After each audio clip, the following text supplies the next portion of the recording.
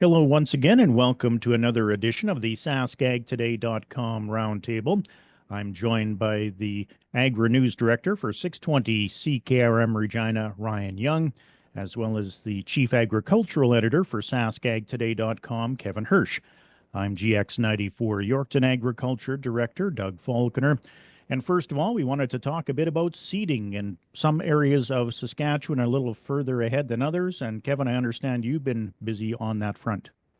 Yeah, as everybody is going here at this point, fairly rolly land. So as you uh, the top hills and then get to look around, you can see outfits going here and there and all over the place. So things are moving quickly here. We're personally about a third done, I guess, but still lots to go. But making good progress at this point, which I know there's many other areas, probably the areas you guys are in, where many producers still waiting to start.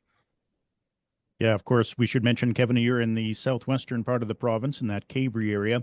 Here in the Yorkton area, I haven't seen any activity as of yet. It looks like some little bit of pre-working perhaps, but how about you, Ryan? Much activity in the Regina area? Just kind of pockets here and there. Some guys have started seeding already. We started our country cookout contest this week, so I was up in the Southie area on Tuesday. I didn't really see a whole lot of tractors and sprayers and stuff out in the fields just yet.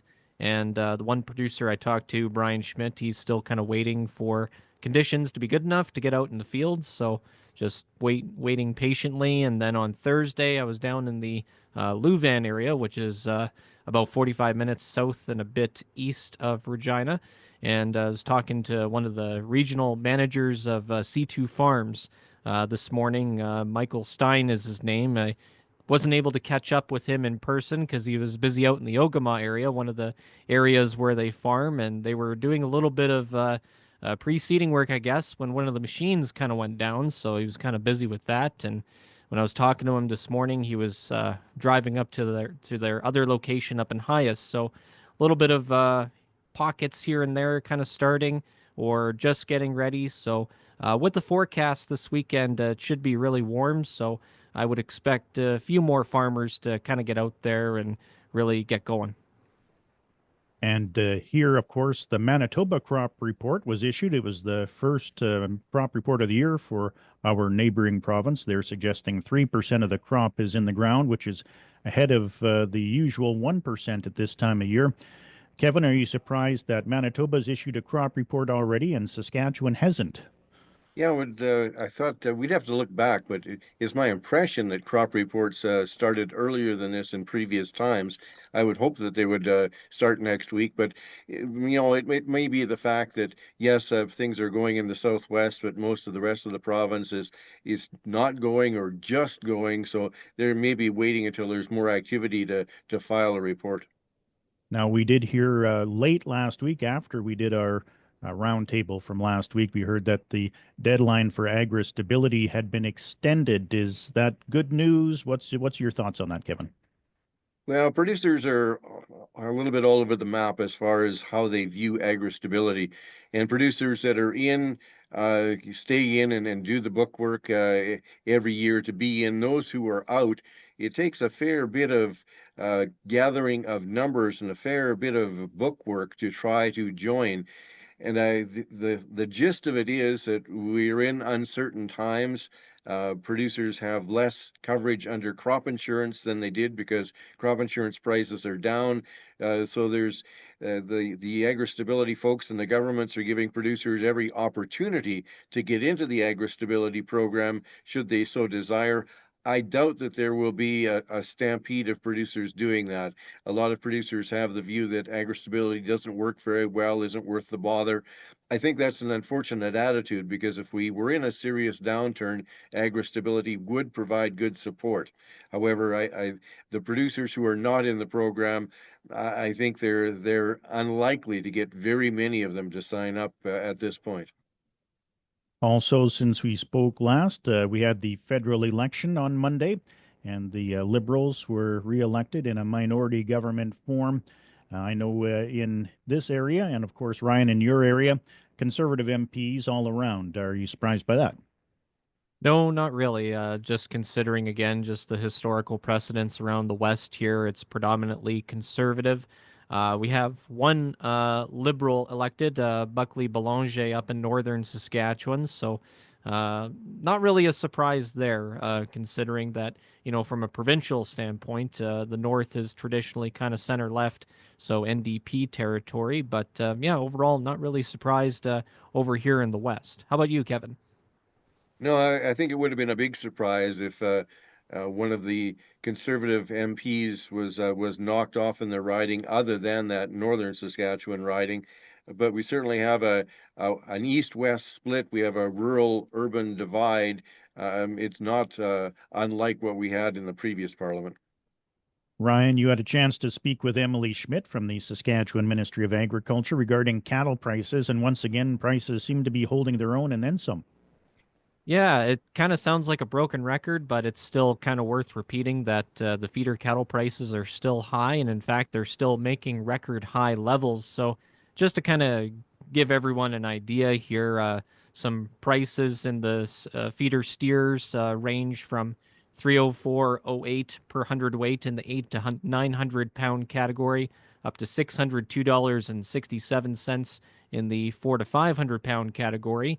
And then for the heifers, from the low end of $385 per hundredweight in the 800 plus pound category, up to $498.83 per hundredweight in the 5 to 600 pound category. Now, Emily Schmidt mentioned that all of the reported steer and heifer weight categories for last week, they were all record high prices. So that's kind of good to see. And one of the main reasons, again, kind of mentioned over the last few weeks, the live cattle and feeder futures market continues to support those cash prices, as well as demand for feeder cattle, as well as current supplies and optimism in the market overall being likely other contributing factors as well. So, once again, it's kind of a similar story. Prices keep going up despite outside influences. Kevin, I drove by Heartland Livestock in Yorkton on Tuesday afternoon, just happened to be driving by, and there were trucks backed up to Balcarres practically, lined up, going to the sale. It seems like a lot of producers out there are taking advantage of these high prices. Yes, and the question will be, do producers liquidate some of their herd or all of their herd, take advantage of high prices and say, "Sayonara, we're out of here. It was a good time to get out," or do producers say, "Oh, there's profitability. Now is the time to expand"? And I think you will see some expansion, especially younger producers and producers who already have a significant number of cattle and are committed to it. But now is an expensive time to expand, because if you're looking for bred heifers or young cows or cow calf pairs, you're paying a very hefty price because the feeder calf price is so high and the outlook is so good. Something else we wanted to talk about was the grain and oilseed prices. And Ryan, you had a chance to speak with Adam Picallo on Friday about those prices. That's right. And it seemed like for this week anyway, canola and wheat futures prices were up, and largely due to some recent developments on the trade front between the U.S. and China. Adam was kind of hearing that both countries are going to be talking about trade, and the U.S. actually initiating said talks. So we'll kind of see where that goes and how those talks transpire ultimately. But for right now, the July canola contract, it was up $11.40 today to close at $708. And overall on the week, it was up $6.20. And the July Minneapolis wheat contract was up 15.5 cents to close at $6.11 a bushel.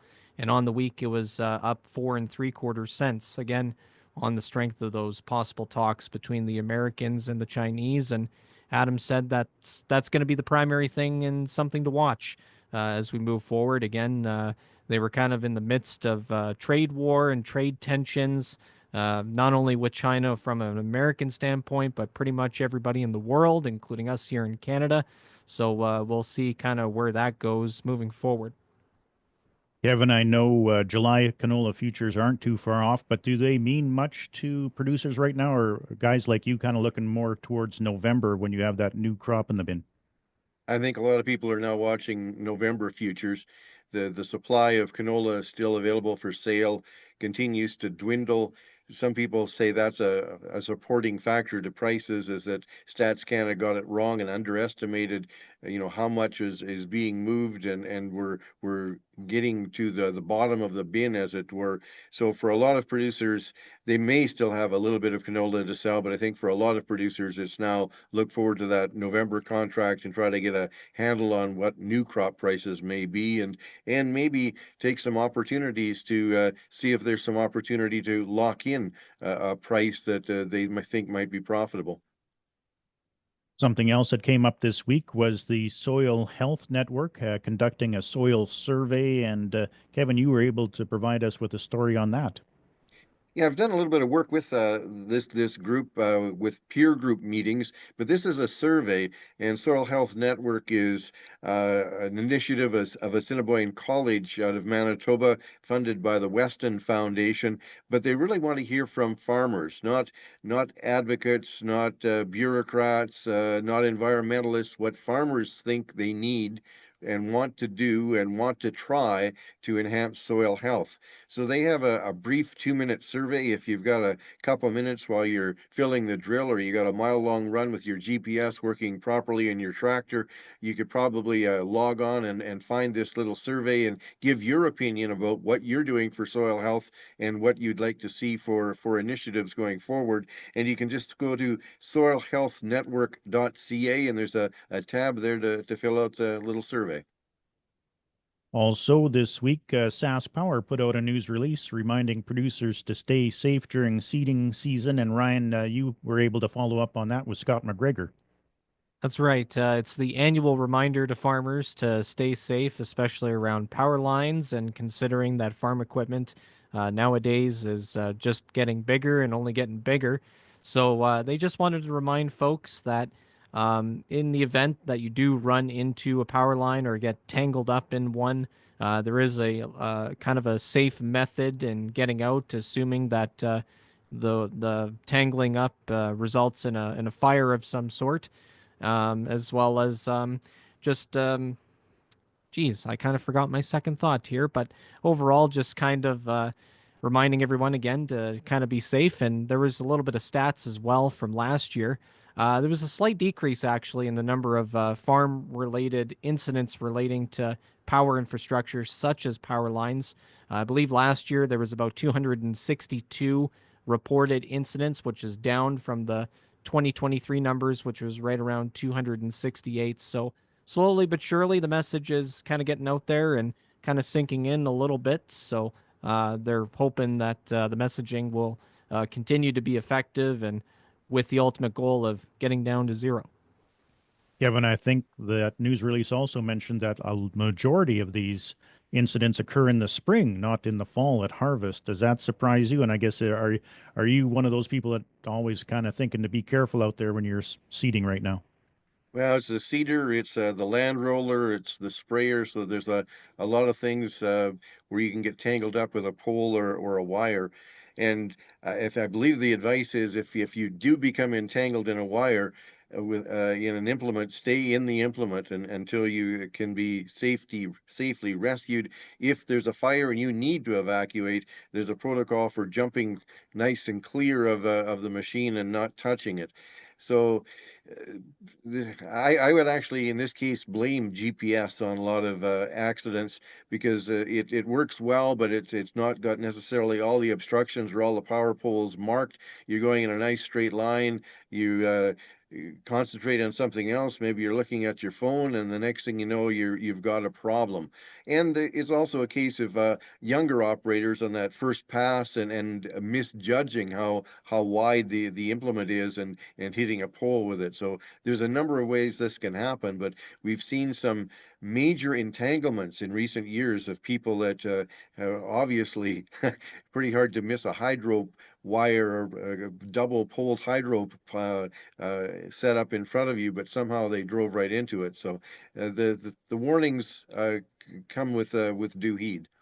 And just to kind of add to that too, SaskPower does have an interactive map online on their website showing where all the power lines are. So it kind of helps with planning your route ahead of time, and adding to what Kevin mentioned, kind of getting an idea of where your lines are in your field. So hopefully that helps, and a bunch of other preventative measures as well, amounting to planning your route, like I said, taking frequent breaks to avoid fatigue, because we know when you're tired, there's the increased likelihood that you're going to make a mistake. So a lot of those details are on our website at SaskAgToday.com if anyone wants to check it out. And we heard Friday morning that Bloomberg News started reporting that Bunge Global's $34 billion merger with Glencore-backed Viterra was being stalled by trade tensions between the United States and China. What's your reaction to that news, Kevin? Well, China was one of the last, if not the last country that needed to give approval or conditions for the merger of Bunge with Viterra. And I guess it's not surprising, considering the situation that China and the U.S. are in, that may be holding up the entire deal. Interesting news. All right, on that note, that'll conclude this week's edition of the SaskAgToday.com Roundtable. On behalf of Chief Agricultural Editor Kevin Hirsch and the 620 CKRM Agri-News Director Ryan Young, I'm GX94 Yorkton Agriculture Director Doug Falconer saying so long until next time.